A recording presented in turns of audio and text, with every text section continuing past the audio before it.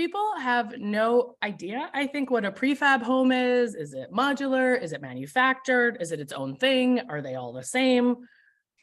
What we see is we get a ton of clients from folks, a ton of questions from our clients about these kind of homes. And usually it's around, oh, I see a $30,000 piece of land.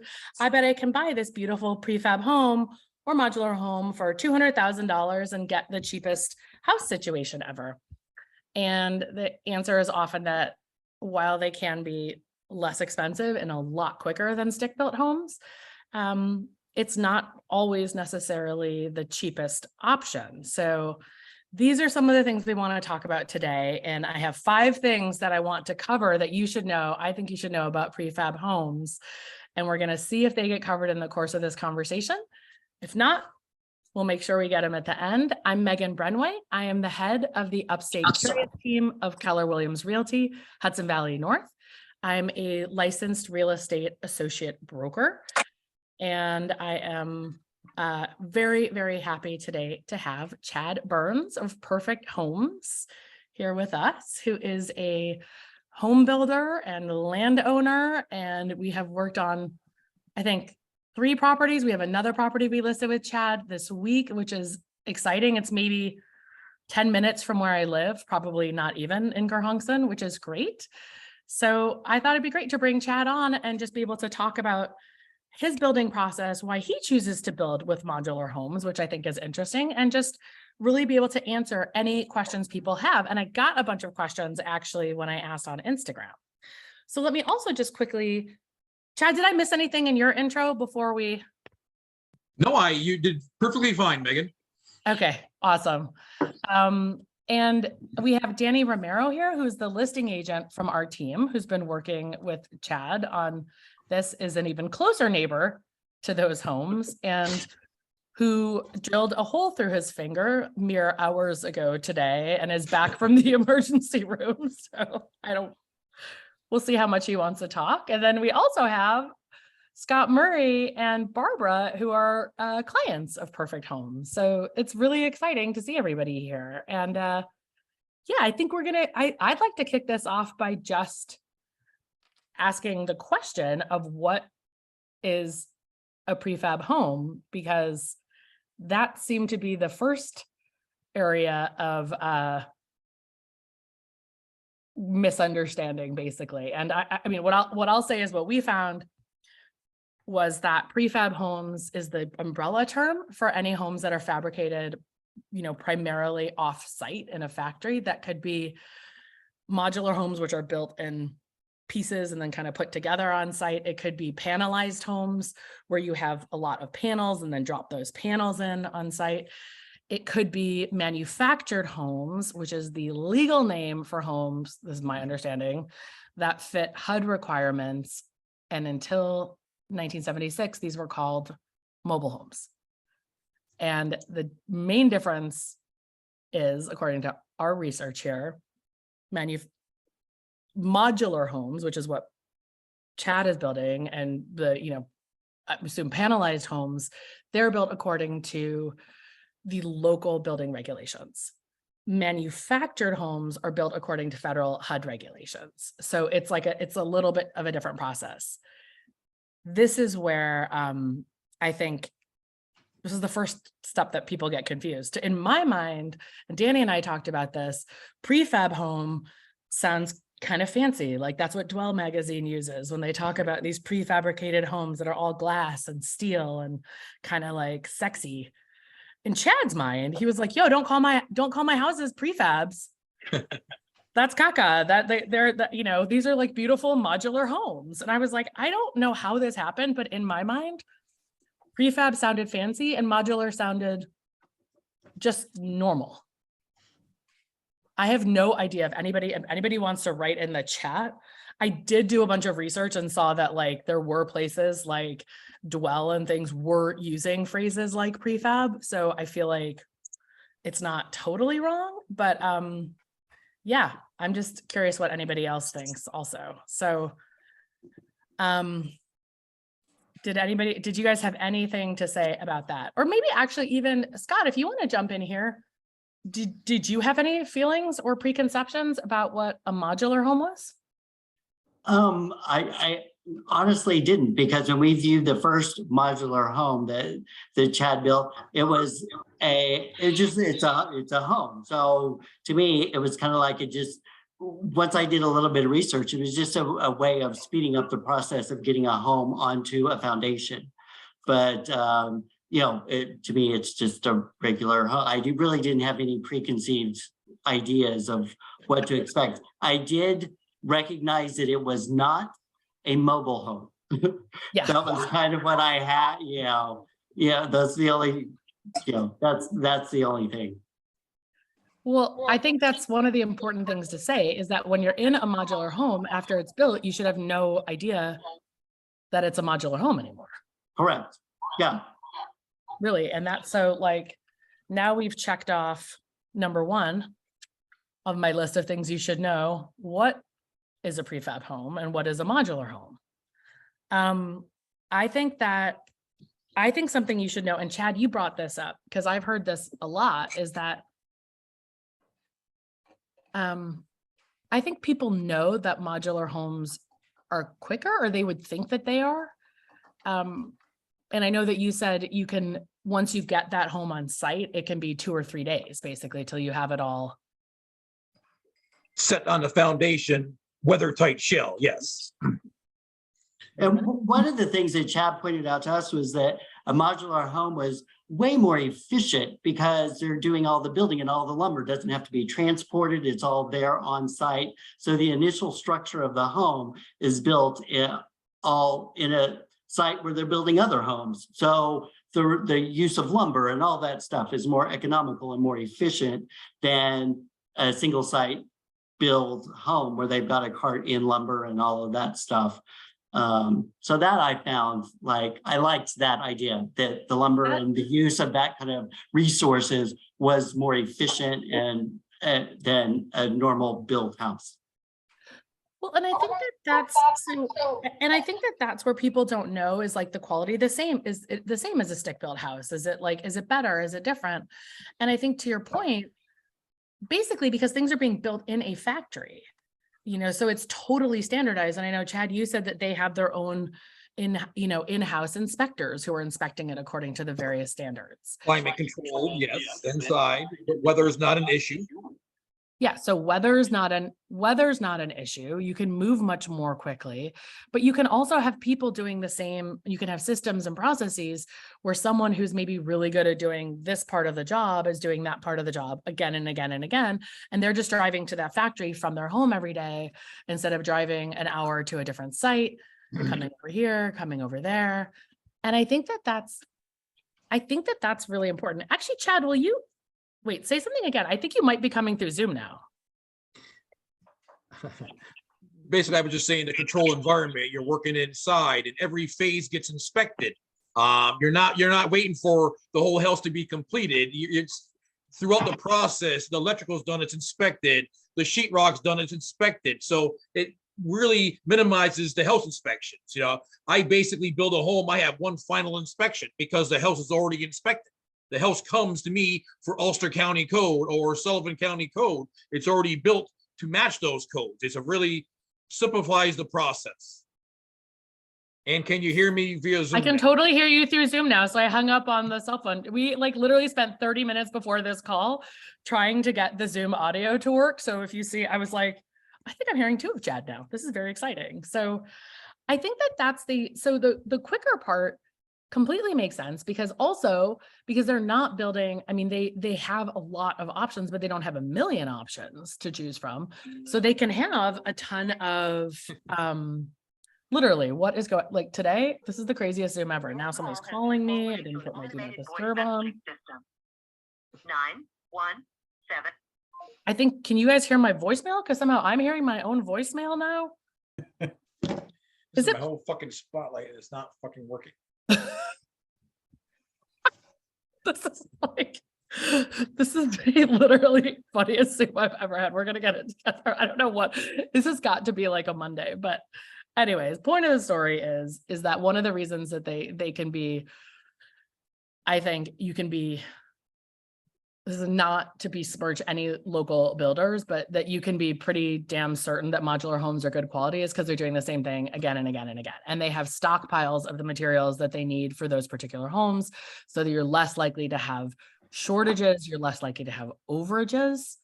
It's not to say that the modular home companies have also been impacted by increasing costs, but this is still basically, in a lot of ways, a much more, it's just a much more controlled environment to build in, for sure. So I think so to me, it's like quicker. I think that they're always quicker, right? Like, I don't think, Danny, what would you, I mean, is there a way to build a stick-built home more, well, I don't know. Or Chad, maybe you want to answer that. Is there a way to build a stick-built home more quickly than a modular? Put like 1 million guys on it?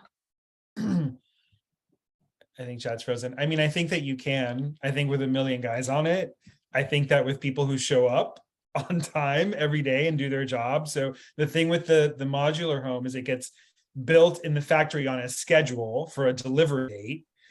And so you get that, you know, you're like, hey, it's going to be delivered around the state, and you know that at that time you're going to get that house. Whereas stick built on site. Well, what do you want me to do? Chad, what's going on? We can live troubleshoot. We can hear you and we can see you. Can you not hear or see No, us? well, I think it's working now that she shut off the phone. That way. Can you hear me and see me? I think he doesn't hear us. No. Chad.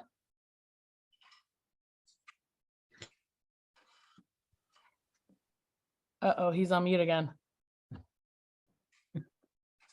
Oh, sorry, Chad, you're muted again. It was working, but now it's not. Can you hear me? Okay, I'm calling you back.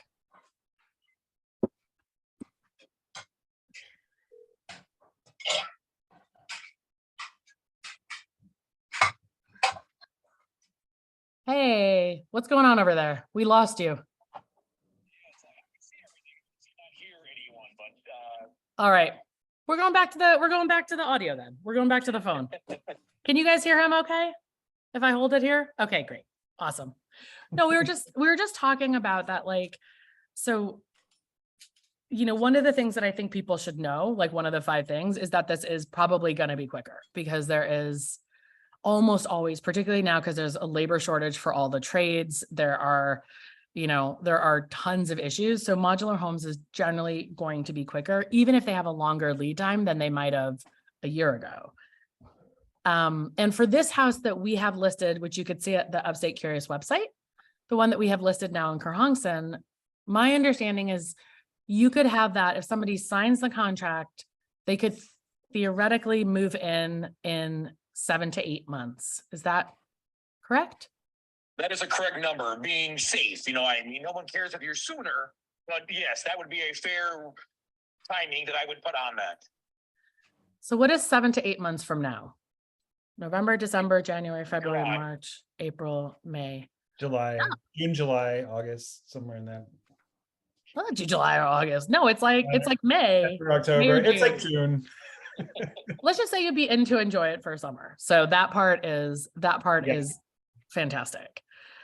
This is also where it's really nice that there's no weather issues with the modular home, because basically, like, all winter, they could wait to do the site prep until spring if they want to, and then just like the house is just being built in a weather, climate controlled factory and shipped out here. It's not a big deal to drop that in. So I think it's important to know that they're quicker. I think it's important to know, my other things you should know, is that in general, my understanding is that modular homes are sturdier. Like, they're actually, like, because they have to be built to, like, Go on a journey. go on a journey transported. And I know, Chad, you put something in your email about how they have extra brackets or something. What I said was twice the fasteners in the binders, you know what I mean, in a home. A stick-built home does not get put on a trailer and driven 55 miles an hour, 300 miles, where a modular home is. So your nails, your screws, your binders have to be more secure for a modular home due to the fact that it travels like that. Also, it gets lifted up by a crane and put in. So the binders are twice as durable as a stick-built home is where a modular home stands. I mean, because that's something I don't, because I think because a lot of people sort of conflated modular and manufactured, or modular and mobile even. I think some people, when they hear that word, they go like, oh, it's just like not as high quality, but it's actually generally, it should be higher quality, or at least as good of quality. And it's more standard quality because you don't know who depending on who comes on site that day is the quality of the work that that person will do. And again, this is not maligning any builders who do homes. There are some amazing builders. Everybody is suffering from shortages though. So the other thing that I thought that is kind of interesting is, or that I thought people should know, is that in my mind, there's this sense of prefab homes. There is this sort of branch of them that are like these very like steel and glass, like very fancy, stylish. But then some people, when they see the, term modular home, also don't necessarily think that it'll look stylish at the end, that they think that they'll end up with something kind of cookie cutter because it's made in a factory, so it is going to be similar to other people's homes. But I think that what we've seen with some of the ones that you have built recently, I mean, that have some real upgrades, like hardy plank siding. And I know you mentioned, I mean, you could have, well, and I know that the builder that you use in Pennsylvania will actually use tile, right? For the showers and things, which is kind of unusual. Like Scott and Sean, they have a beautiful tile shower, where Barbara has a tile shower with marble tile. These are custom things they picked out, or we decided together of what they want. What I said was some modular companies don't go that far. It's on-site finishes. Your house comes, now you have to do a tile shower. With my modular Gotcha. Apex home, they do tile showers, which is a phenomenal thing to have completed and done when your house comes. The bathrooms have tile floors already completed and done. Back to your turnaround time, these are things that are done. A tile shower might take a week and a half, 2 weeks to build and install. My homes are coming with a shower already installed in the homes.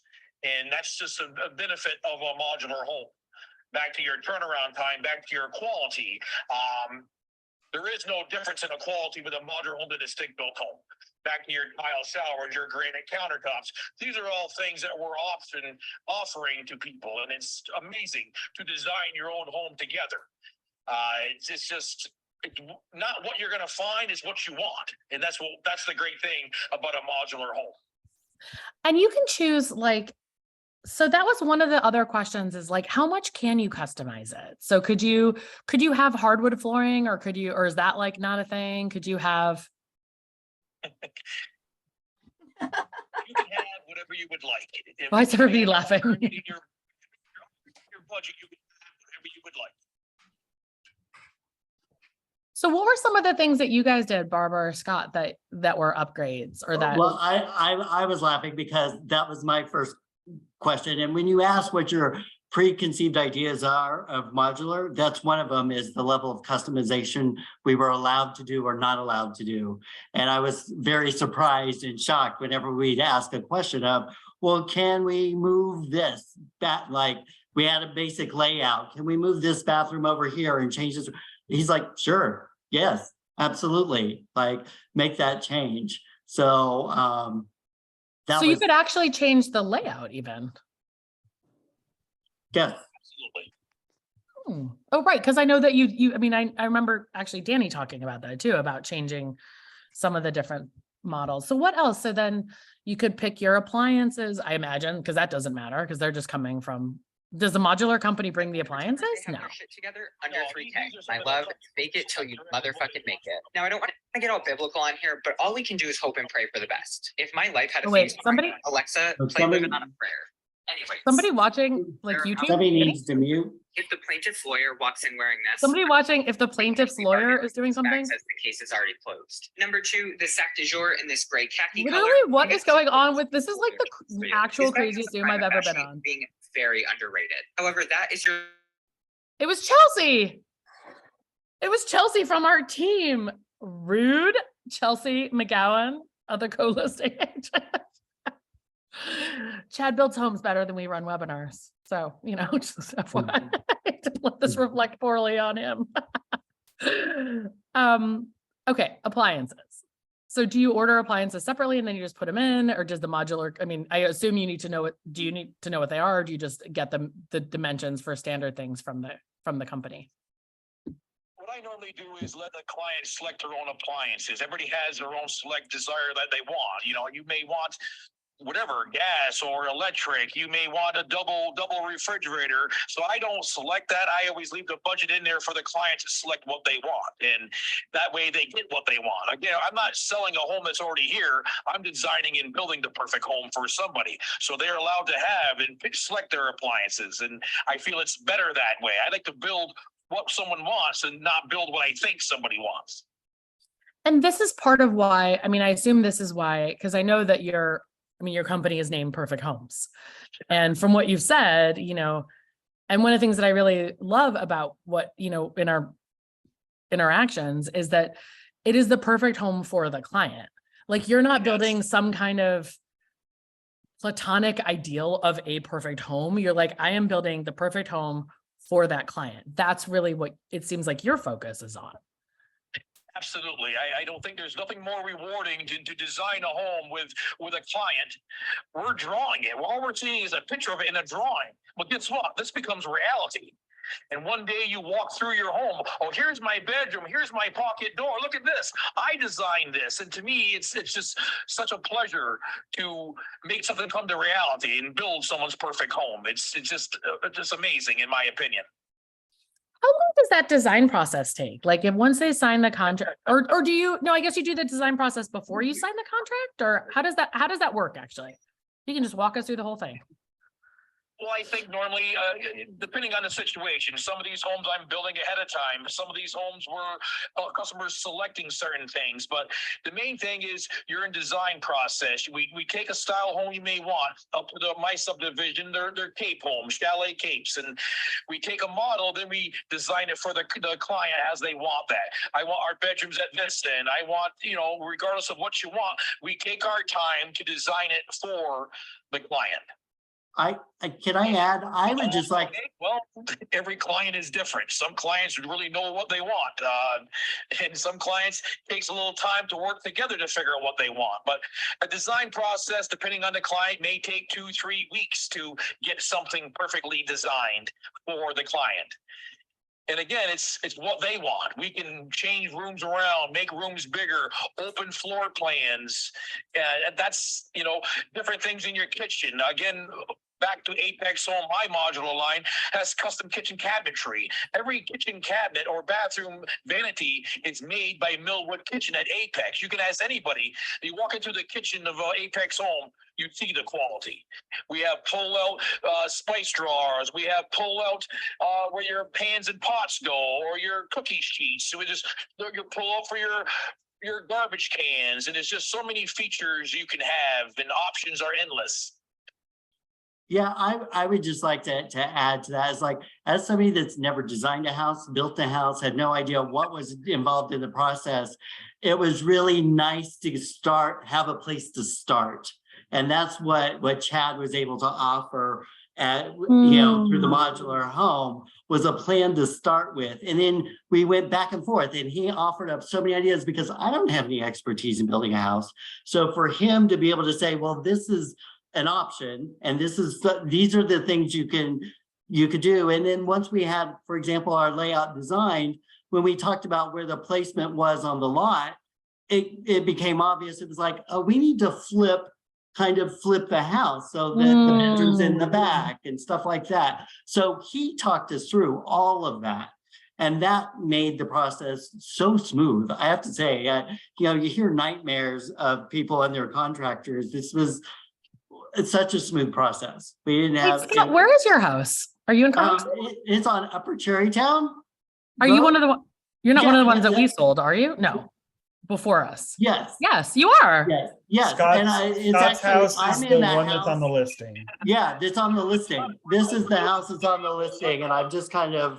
Oh my God, that's so funny. I just saw you. I was like, it looked so much like that house, but then I was like, is he living there? It is I that don't remember house. there being a sofa. We did the virtual staging. Yeah, that's we Oh just my moved God. Oh, we're gonna furniture be in. neighbors. And you're really an gonna be hour neighbors ago. with Danny. Yes. Yeah. Borrow a cup of sugar. Oh my God. Well, geez. So, okay. So for everybody who already like cottoned onto this well before I did, Scott's house is the one that's in all of our pictures that Danny gives a video tour What of, a and mess. that you get to see Yeah. in the open house on Sunday, which is awesome. Yes. Thank you so much for doing that, because that is huge Oh, to be I'm able so to see proud one of in it. life. That's part of the process. I'm so proud of the work that we did and working with Chad that I'm happy to show it off, honestly. Wait, when did you guys go under contract? It feels like that was like 2 minutes ago. When was that? Spring? April? It was in the spring, yeah. Yeah. April, May even. It may have been May, April, something I like that. mean- May. So it's very quick. What? This was delivered, it also was delivered in July. We had Yeah, the house was July 1st is whenever the house is delivered. And we're already here. Partially. Oh my God, that's so awesome. Oh, geez. And I will say that as we talk to, I mean, again, not maligning any builders, but it can be challenging. So what I will say is that hearing, I don't know, I'm not sure that I've ever heard what Scott just said, actually, about how a process was like smooth and seamless. And he really liked the design process and he liked working with Chad. And like, there he is in his house 6 months. I have to say the choices can be so overwhelming.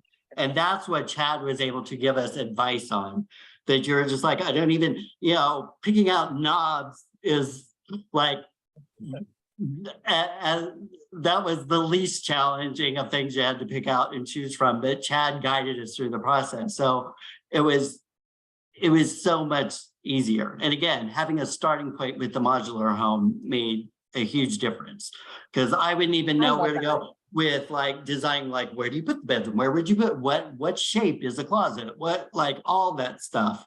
I would have no idea in a plan. Well, so interestingly, I mean, a couple of interesting things. One is that I've never thought about how having a modular home and having some limitation of options would be helpful, but that 100,000,000% makes sense to me, because I know even when I'm renovating, which my husband and I do with different things, and we're faced with like, it is a lot of choices. You're like, where do I put the outlet? What's the outlet cover? Is it going to be a dimmer switch on this one? Is it, what do we do? And like, and Danny is also building his own house that's in the lot over. And when did you guys start your house, Danny? You started around the same time, right? May or June.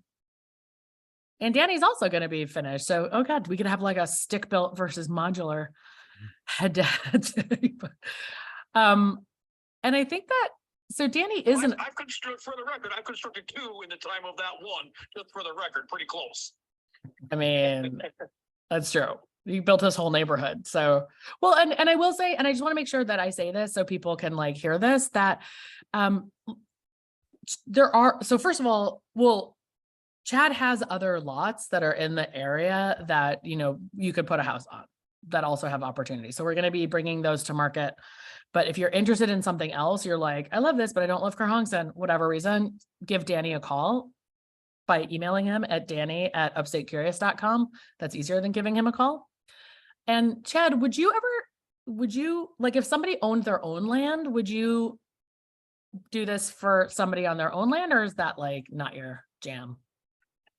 You've so much land. I have done pre my subdivision where Sean and Scott have their home, where Barbara we're building her home that's now set and in the process of getting finished. My very first home at 342 that we sold in April, we closed on April. There's 3 homes there. Pre me owning a subdivision, that's what I would do. That's what I specialized in. That's what I didn't enjoy building the first home because I had to make all the selections. I like building it for someone. Previously, all my other, say 12, 15 homes that I have done, They approach me. I sit down, we design a home together. Sometimes I find the land for them. Sometimes they have land. But majority of my experience pre my subdivision was dealing directly with somebody. So absolutely, if someone has a chunk of land or someone can't find what they want, I mean, Keller Williams can find a chunk of land, regardless of my land or another land. We can sit down and build their perfect home together. Maybe they want a ranch. Maybe they want a 2-story.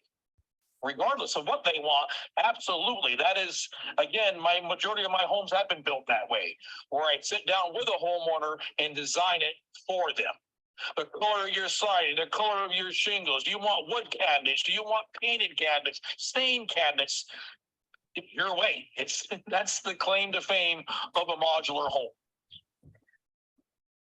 I think that, so that is awesome. So note to everybody out there, like there is land available that Chad has. There is also, you could also build this on your own land, or we could help you find land and you could work with Chad to build something. So I think that's really good to know. I think that, I mean, again, like Scott, we can't thank you guys enough for like offering your home for the photos and everything. Cause I think it's also really helpful for other people as they think through their choices, and they can be like I'm just like looking at your ceiling, like, oh my God, I love that. I would do that all day long, you know, like, so you could. Well, and that's what it was very helpful to us to be able to see that first home that Chad built. To be able, again, it gave us a jump start and a starting point. I would have never thought about the pine ceiling unless I had seen that house. I would have even considered that an option, you know, but then once I saw that, I was like, oh, can you do the walls in the bedroom? Can you do, and Chad was able to do that.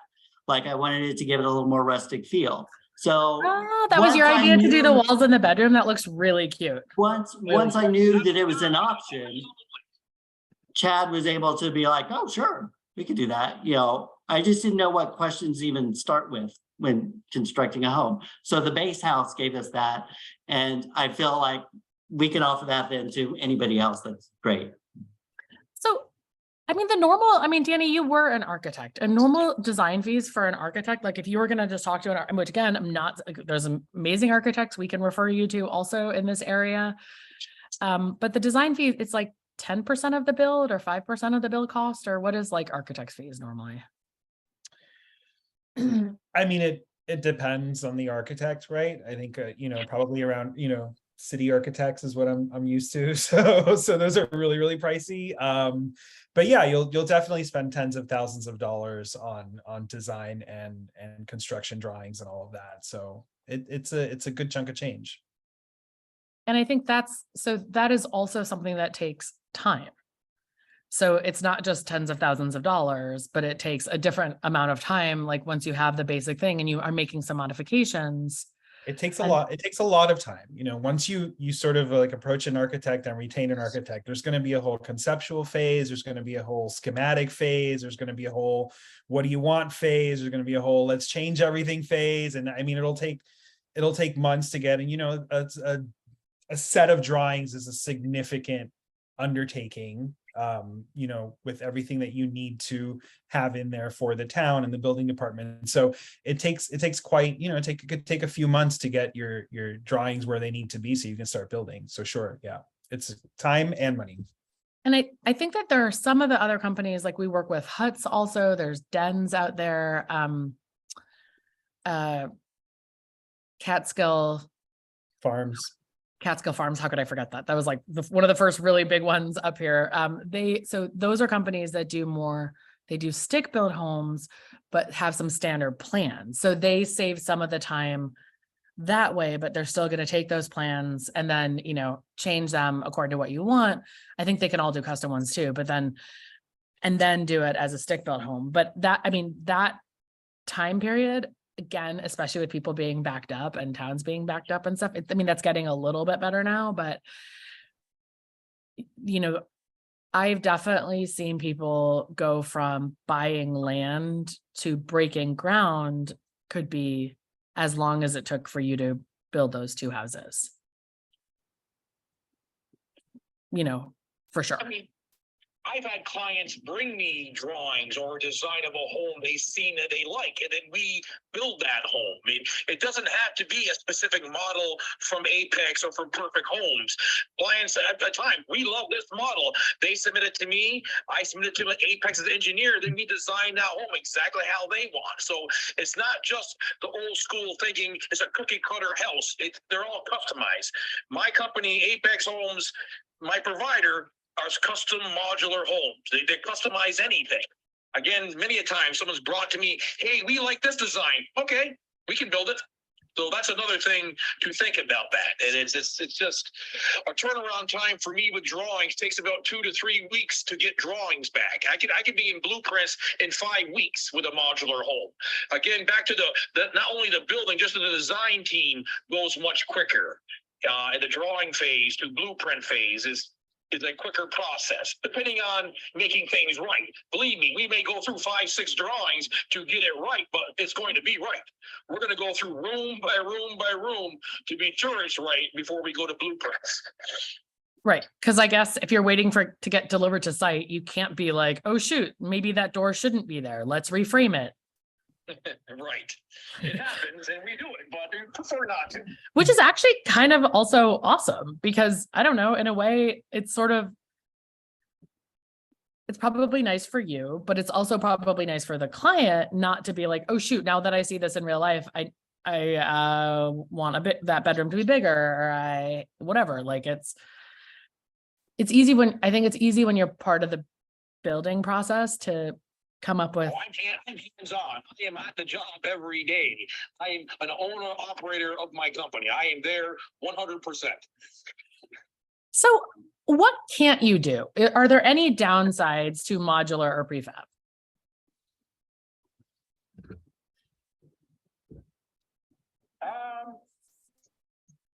I'm sure there can be some things that you can't do, where structurally wise, you know what I mean? Usually you have to make some changes. I've had plans where it was designed to be a stick-built home. We had to alter some plans to make it happen with your loads and your support systems and load-bearing walls, move things around a little bit. But normally you can probably build anything pretty much modular-wise than any stick-built home. Does anybody else, do you guys have any other, did you see any downsides? I mean, or do you know of any? I can't think of anything. So, I mean, I think when I first met Chad and we sold that first house, we started talking about how can we make these layouts better, which I think is reflected in a lot of the things we discussed early on. Chad, are reflected in Scott's house. So I know that, you know, pretty much any sort of floor plan that I sketched out for Chad and said, this is a better layout, this works better, he would send off to them. And within a week or two, we'd have a plan back. It was like all engineered, we can build it, it'll look just like this. And it was, you know, it was a pretty quick and easy process. I think sometimes, like Chad said, there are limitations with the structure, particularly that, you know, the houses that come in sort of like 2 pieces and get put together, there's always like that sort of like seam area that you can't get too crazy with, right? So you can't just eliminate it altogether, because then there's nothing to support the house, you know, coming down the road at 55 miles an hour for 300 miles. But there's actually quite a lot of workarounds around that. You know, I know that for example, that beautiful living room that Scott's sitting in. Yeah, how does that work? There's no, how'd that go down the road?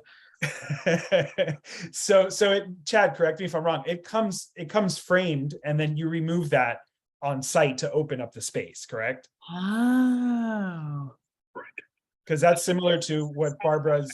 You're divided in half there. That's how wide that what you see there, that vaulted area there is 27.6 wide, and you're all wide open there. That's open cathedral ceilings, your living room, dining room, walks into your kitchen, you see. I mean, it's all wide open. Structurally, it's all up in your rafters. That's where you're supporting your loads up there. So example there's a modular home wide open. how did this? Say, Scott, just stop right there. So Barbara, who's also on this call, and her house is currently under construction. You see that portion back there behind Scott's head. Yeah. So what we did in Barbara's house was actually raise the roof, change the pitch, and she has an amazing loft that spans the whole length of the house up there. That's, I believe, it's going to be her amazing art studio. So that was a really interesting way to sort of blow out the space and make it seem really, really grand. And it looks amazing. So, you know, there's a lot of options with these homes. You could really kind of go wild if you want to. I think that, let me see. Yes. Even in Scott's home and Sean's home, upstairs there's an attic, which is a huge space. It's unbelievable amount of space you have up there. Yes, it's an attic, but down the road, you could do a lot of things with that space. It's quite amazing, is it not, Scott? It is, and it was framed out enough that you could see the structure. So our plan was, we didn't have it in our budget to be able to do the loft area, but down the road, we may, you know, we'll see. Something like that. So what is it? Okay, that actually brings up another question. Is it harder to renovate these homes later because they're so like sturdy? Yeah, I want to know that. Like, is there any difference? Like if Scott's like, I want to do dormer windows in my attic, is there any difference to like if it had been a stick? Absolutely not. It is no difference at all. It's just a personal opinion. I think it's just modular homes have done a long way since back in the day, and nowadays it's built differently. They're built more higher end. They're built just better. So basically the limitations I would imagine would be like what can fit on a truck, and you have a turning circle at some point, and height. I mean, did that whole thing just like go down from Pennsylvania to here that tall, or was that in was it in two pieces from like both directions? That house was in two boxes. Yep. You're 13 and a half foot wide and you're 14 foot tall. And then your pitches of your roofs are lifted up. So that's what goes down the road. And 54 foot long, because we added 4 foot to Sean and Scott's home compared to the first original home. Walking through there, we realized, hey, let's make the living room and dining room 4 foot bigger. And Scott, you agree it was perfect being 4 foot bigger. Yep. Sometimes you design something, but once you build it, you say, oh my God, let's make this a little bit bigger. And it really makes that house much more roomy by adding 4 foot to your great room. I mean, that room, this style, I think one of the things that we were like so happy about is that this particular style of home is something that is very popular, very timeless, very like nobody doesn't like a vaulted ceiling with big windows at the end, you know, like you want to be able to see the nature around you. It's up there too. You know, we have nice wooded lots up there, especially with the foliage going on now. It just blends in with that area, I feel. Let's actually talk for 5 seconds about how awesome Kerhonkson is, because we're still we still have that. There's one more. This is the last lot in that subdivision, right? And it is lot on that subdivision in Kerhonkson, yes. And that is, what was the price again? $649. $649. That gets you the lot, the building. Like, this is a brand new home. You get warranties with any new build homes that you don't get with a resale home, which is also amazing. So if something goes wrong with something, you know, it's depends on the foundation and the electric and blah, blah, blah. So, I mean, that is like an incredible, I think that's a pretty astounding value right now. And for some people, we'll leave some room in the budget to do some upgrades, I think, if they were looking at a more expensive home. But yeah, but also in the best neighborhood upstate, Kerhonkson, where, wait, Chad, are you from here? Or do you even live in Kerhonkson? I don't know why I keep assuming that. I currently reside in Wilkesboro, New York, but originally I'm from upstate New York. I come from Governor, New York, upstate. I'm a country boy. I'm upstate New York, but I now currently live in this area. In Wilkesboro, proper upstate. Okay, we don't have to have that argument about our like name being slightly misleading. We are upstate of New York City. That's all that matters for us. So Kerhonkson, so I live maybe 10 minutes away. Danny lives within eyesight of the lot, and Scott is, you know, right there. This area I think is absolutely stunning. We are in the foothills of the Catskills. We are in the Rondout Valleys. It's like an incredibly fertile agricultural area, beautiful farms and farm stands and every possible farm to table-y type thing you can imagine. As soon as we drive down our little hill back to 209, the main road here, we see the entire ridge of the Shawangunk Mountains. So you have the Gungs where Minnewaska State Park, the Mohonk Preserve are just thousands, I think tens of thousands of acres of like preserved land, hiking, biking, cross-country skiing, whatever. And, you know, for what it's worth, we've gotten a little bougie up here in Kerhonkson Accord recently. So we have Innis, which is a members club that at least Danny and I are members of, where you could use the pool in summer. There's golfing, which neither of us do. They have like weird little classes, like they had forest bathing and they have whatever, like, you know, there's a French cooking class happening. So that is about 10 minutes away. There's Westwind Orchard, Arrowwood are two great, one cider place, one beer place across the road. I always want them to do like what's it? The Jets versus I'm mixing up everything. All I'm thinking of is My Fair Lady, which it's definitely not. But what is the famous musical where they do it's the Jets versus the come on, nobody knows. It's like a dance fight.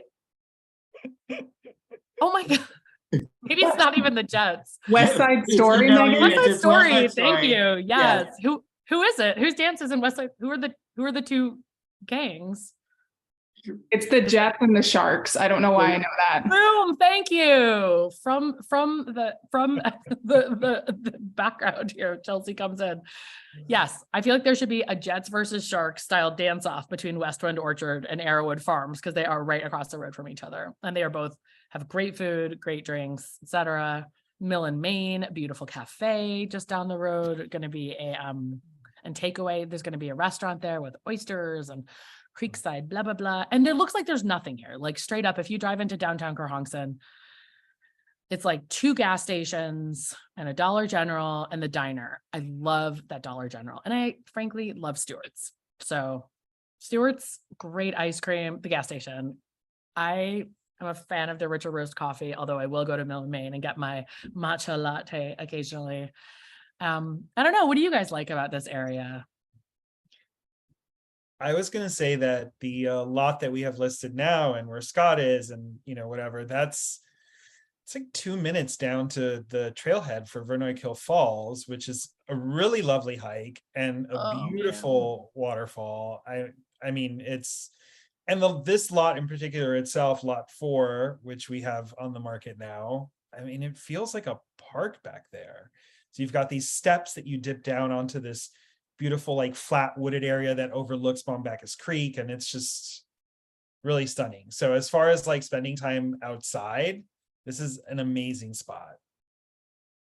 And Vernoy Hills is a little bit less busy than some places. And the waterfall is like not just a waterfall. It's like, it has like tiers and each little tier has people like splashing around Like in a the pool. pool. Yeah. So it's like, it's pretty awesome. And Tetta's is close to there. So you got like a grocery store, another grocery store, gas station, pizza place. I got my calzone from there last night. Spinach, mushroom, light on the cheese. That's my order. So Scott, were you looking in this area or are you just discovering? Well, we had friends that lived in this area and we ended up spending the lockdown up here and just fell in love with, that's when we got into the hiking. So we were up here for the whole summer of 2019 and got into the hiking and stuff like that. And just the atmosphere, and met a lot of the people are so friendly and it's a very small community that way. And we enjoyed that. It was also, you know, we live in this city and it was a nice escape that was just far enough to get out of the city to a beautiful place without getting it too far. So that was what was the other draw for us, you know. How long does it take you to get back and forth? I guess it depends on where you live. Yeah, it's about 2 hours door to door. That's another really, it's another really nice thing. You can also drive to Rosendale and take the bus, or New Paltz and take the bus. You can go a little further to Poughkeepsie, take Metro North back and forth. There is some kind of mysterious bus from Kerhonkson that I think actually takes like 7 hours and may not be the best option, but there is something that is happening, and we're not far from Kingston, from Woodstock, and all of those are such pretty drives. Like my husband and I moved away after 2 years of being here, and we moved closer to Kingston because I thought that'll be more convenient. We'll have more restaurants, we'll have everything. And I just missed being here, which is not to knock Kingston. That's a great town. It has a lot of awesome stuff, but I just missed this community is just kind of amazing. And there's a lot of these little amazing communities here. And I think that, I don't know, I think that when we work with clients, with buyers, a lot of times they'll say anywhere within 2.5 hours of the city. So we cover 8 counties, not all the way up to where Chad grew up, but Dutchess, Columbia, Greene, Schoharie, Delaware. I mean, like we're, Sullivan and Ulster, we probably do most of our business, Sullivan, Ulster, Dutchess. But the truth is that there's a lot of places that you can land. And it's funny because I always say that in some ways the house doesn't matter that much, or it matters, but it matters a little bit less than sometimes people think. Like I think people will sometimes look at 100 houses to find the perfect house. And I'm just like, just get a house and land here and start enjoying living here. And if you are not someone who wants to do a lot of maintenance or is afraid of things, like my beautiful home was a 1970s home that had a cesspool where all of our wiring when we started renovating had been chewed up by mice. It was sparking behind the walls. Like we had some things here. So, there's really, if you do not have a lot of time, I think that's the other thing I would really say. I would really consider this kind of a home or this particular home if you just want to get in and enjoy it and not have to worry about, oh, I'm going to replace the roof in 5 years, or I'm going to have to do this. That was one of our benefits to doing this was we knew once we had been up here, it was like, okay, we want to find a place. We were looking for home after home, knowing that neither one of us are really the maintenance type person. It was very alluring to do a new house, and knowing that we were starting with everything brand new that wouldn't require a huge amount of maintenance. That was huge. And then to learn that the turnaround time was only going to be 6 months to be able to get into that new house was just amazing. Yeah. Something we never even thought was possible. I have a couple questions here from Instagram that I want to just quickly, we'll do a little lightning round because I'm looking at the time. But so somebody asked about a cost breakdown and securing a loan. The loan is just is it a normal construction loan or no, how does it? It is. A construction loan. It would be a construction loan that the homeowner, if not paying cash, would do a construction loan. And that that's is, what we did. Yeah. And that you just put down 10, or did you do a closing on the land first? The way, and that was something that I had to learn. The way a construction loan works is it's based upon the development of the house. So you get a loan for the entire price, and then as the house gets completed, it's inspected, and those become the draws. And as you draw more money, you're paying that much of the mortgage. So it starts tiny, your payments are tiny, and then they get bigger as the house becomes more complete. And Scott, correct me if I'm wrong, but you bought your land. Yes. And what the money you spent on the land is the down payment for the construction loan. Correct. Count towards the down payment for the construction loan. Correct. Yes, that's how ours worked. Yeah. And sometimes depending on how much you pay for the land, that could cover the entire 20% down payment for the loan, or a good portion of it, depending on how much your land cost is. But that's typically how those construction loans work. So if you've bought your land cash, you're not putting an additional 20% down on that loan for that construction loan. Correct. And that also is if you bought land and you own land, they're going to appraise the value of the land as it is now, and then determine what percentage of so if you bought the land for $10,000 20 years ago, and now it's worth $200,000, the bank will take that into consideration. Mm-hmm. And I think that's what's kind of interesting about construction loans, I think, is that they do an appraisal at the beginning and they say, given all of these details, it'll be worth this much. And then they check at the end to make sure that if Scott's oh, we're going to have this beautiful wooden ceiling, or we're going to have whatever, that he didn't just make an 800 square foot shack out of particle board. And that's really what they're just checking that it's to the plan. You know what I mean? That they're not trying to do anything weird. Somebody asked about insulation. Is the insulation different in a modular home? Or is it like always spray foam just because you can, because you're in a factory? Or am I just assuming things? You're assuming things. Thank you. It's just normal board and batten installation like you would do in a regular stick build home. And again, back to building code. Every area has different snow loads. Every area has different insulation value depending on where you're at. We're back to modular homes have to build per code. I have built in much different counties than just Ulster County. You know what I mean? Chenango County, St. Lawrence County. Different areas have different insulation code. So it's the same as any other building of a home. There's nothing different about it. And so it's just the same as with another home. You could be like, okay, this is what the code is, but if you guys wanted to be extra energy efficient for X amount of additional money, we might be able to like increase the R value or do more or whatever. But I think, what about the care of the home or longevity of it? Is there anything, I mean, I don't even know how long we think normal homes, stick built homes last. I don't even know, but is there anything? You're still dealing with the same, 50-year architectural shingles, your siding, 20-year warranties. You're still dealing with anything else like a stick built home. There's no difference in your building materials. Besides, like you said earlier, your modular homes come with warranty. I mean, your home's coming with a warranty from Apex Home that everything's built to code, everything is built properly. We have a problem, they're going to contact me. I contact Apex Home, and we're fixing the problem. You have a 5-year, 10-year warranty through the modular company, which you don't always get. You may get a shingle warranty, but you're not going to get a craftsmanship warranty as well as you do with a modular home. So, and I think that was like, I mean, the questions really do seem to be about that, like, essentially just quality. Is there any special care that you need to do with a modular home? But I think that like to wrap this up, like the final message, maybe it should be the one thing you should know about modular homes, because now we've decided that prefab is not we've decided, but we've discussed since the beginning, modular is one of the branches of prefab homes. It's just like a regular home. It's just built in a factory.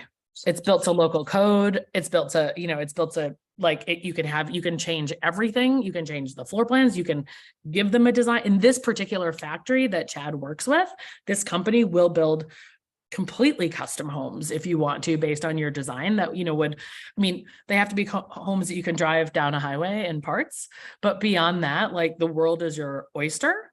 So I think that is really, that's really the main lesson, is that none of us should have any preconceptions about modular homes, except that it's going to be quicker and probably less money and probably a more, how do I put this? Like,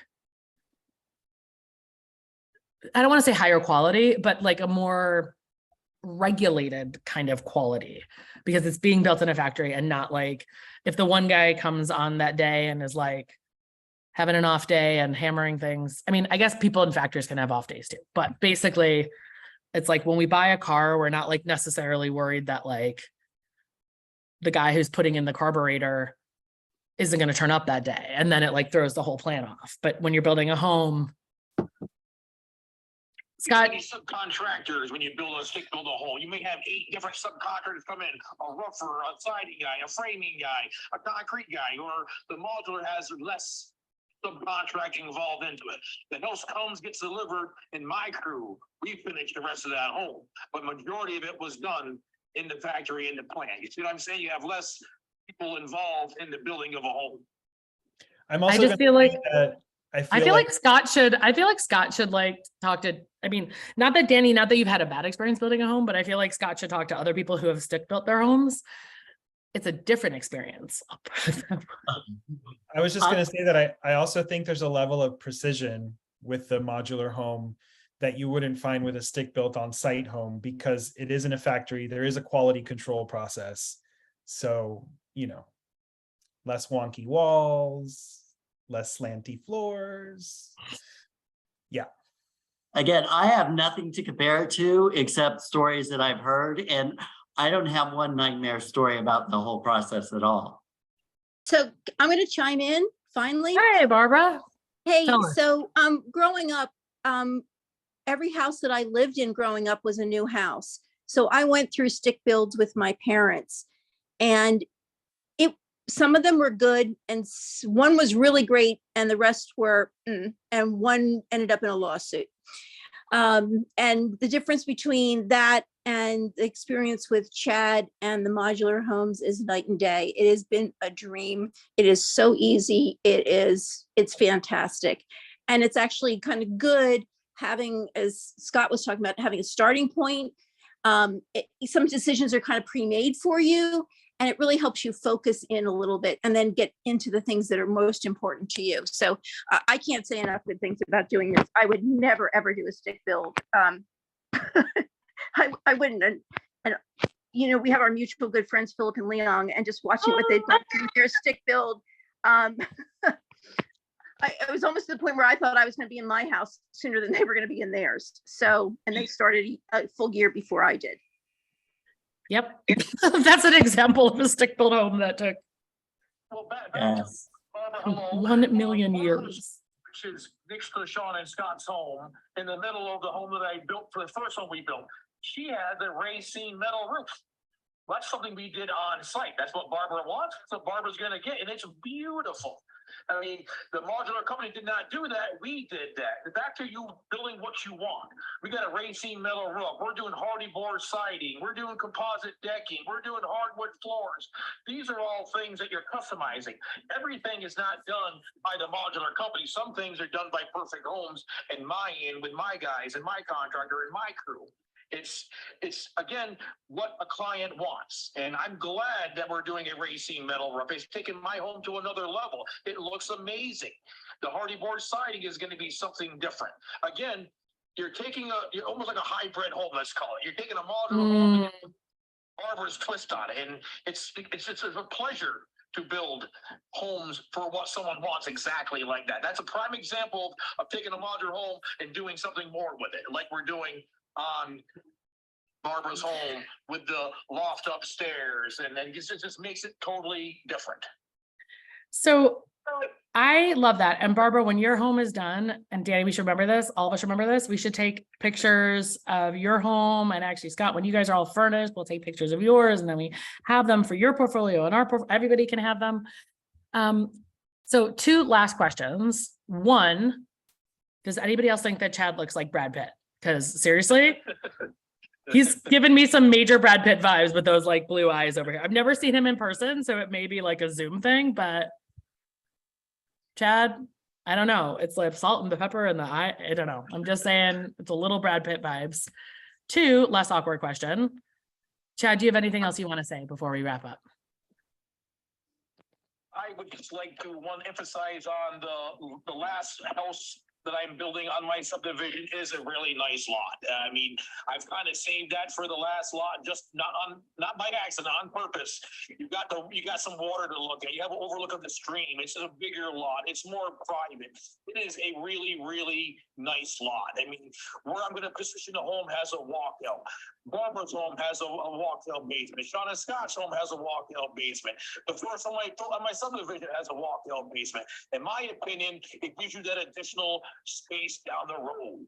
I mean, you're going to maximize your space. These homes are $14.85. You got a full basement. We got 9-foot basements down there. Sometimes pictures do not really absorb what you got there.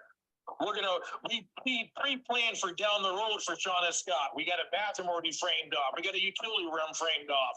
We have a closet underneath the stairs framed off. We can do a bedroom down that road. Maybe not now, but we have the ability to do that. We planned ahead. We have the plumbing in the concrete floor there ready for that. Smart. I mean, the basement is wide open. It's a beautiful space. Barbara's home, my God, we have 4 back-to-back windows, 2 windows, double patio door. So much light brings into that basement. It doesn't even feel like a basement. In my opinion, growing up as a kid, a basement felt like a dungeon. But when you have a walkout basement, it feels like part of your home. And it's just what you can change and what you can do and where you can take that is just amazing in my opinion. And I guess that's where I want to close on the lot 4. My last lot is a prime lot in it, which it just needs to be seen. Yeah, this is the 4th home on the subdivision that we built there, and it's just. Oh, and they've also just met all their neighbors. I was gonna say, and not to mention they got some pretty awesome neighbors. So Like Sean and Scott, we talk. I talk. It's like it's a big part of your life when you're building a home for somebody. It's like, you know, I look at things. I take pride in what I do. You know, I want things to be perfect. I'll suggest 10 different things, and we go back and forth to find the right thing. I mean, maybe someone doesn't know, or maybe I learn things from people to make it right. You mean, take your time and make it right, and it shows in the end.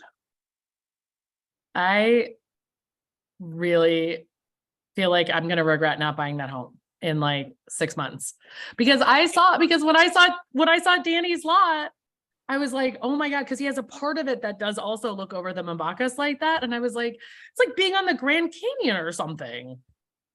Ugh. I mean, Very nice. not the Grand Canyon. Okay, I'm exaggerating a little bit here. So anyone have any other closing words here? We're going to send this out to everybody, and we're going to be able to offer it to people who are considering buying that last house. So if anyone has Danny, you have anything else to say? Just write to Danny at upstatecurious.com if you have any questions or want to buy this house or another house and be Danny and Scott's and Barbara's neighbor. Make it happen. All right. Well, thank you, everyone. Appreciate you being here, and thank anyone who's, made it this far in the video, for our technical glitches and everything else. Appreciate you staying with us. And this was really great. Thank you very much for joining us, Chad. I'm excited to see who gets that last home. Well, thank you for having me on. Thank you very much. Thanks. Bye, all. Bye.